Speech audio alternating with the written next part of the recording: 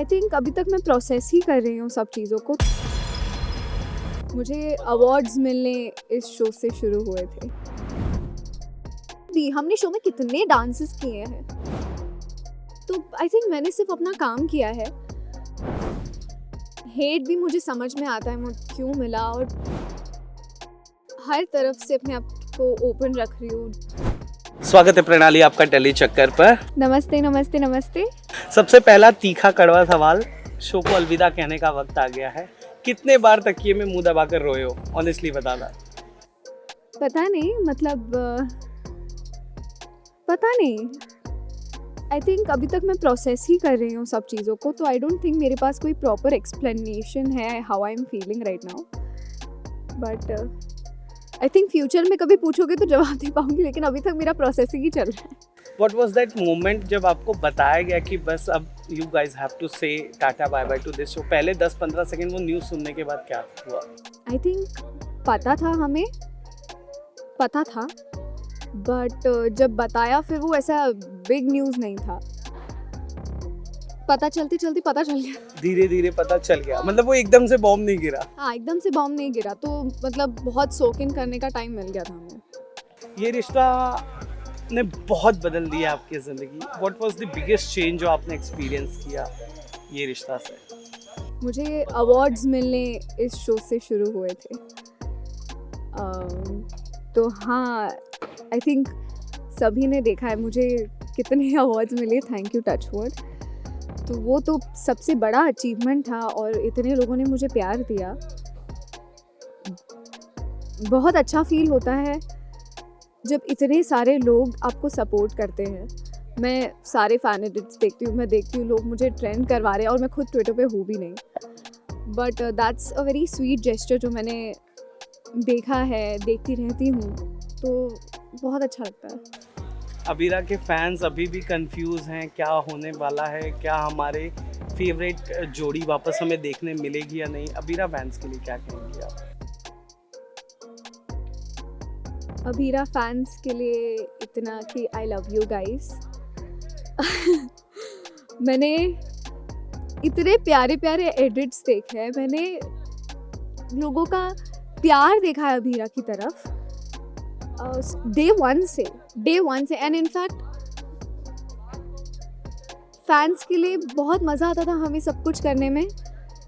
Dance sequences वगैरह वगैरह सब को लेकर इतने प्यारे वीडियोस बनाए, इतने प्यारे प्यारे मैसेजेस मिलते हैं हमें अबीरा के लिए। So I love you guys so much, and thank you very much from the bottom of my heart. किस को एक्टर को आप सबसे ज़्यादा मिस करोगे?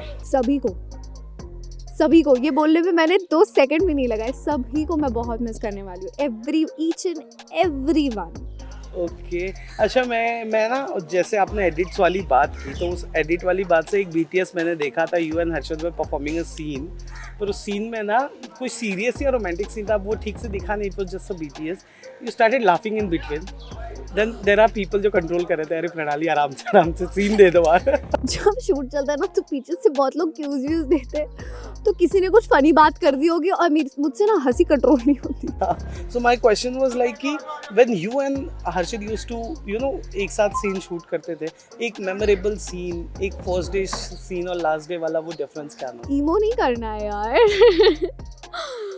अभी तो सीन चल ही रहे हैं हमारे, फिलहाल लास्ट की बात नहीं करते। फर्स्ट की बात तो कर ही चुकी हूँ यार, हर बार वही तो करती हूँ। पर एक कोई ऐसा सीन जो हमेशा, मेरे सारे सीन्स, इनफैक्ट मेरे डांसेस भी, हमने शो में कितने डांसेस किए हैं हैवी ज्वेलरी पहन के। Yes who does that? यार मैंने किया है।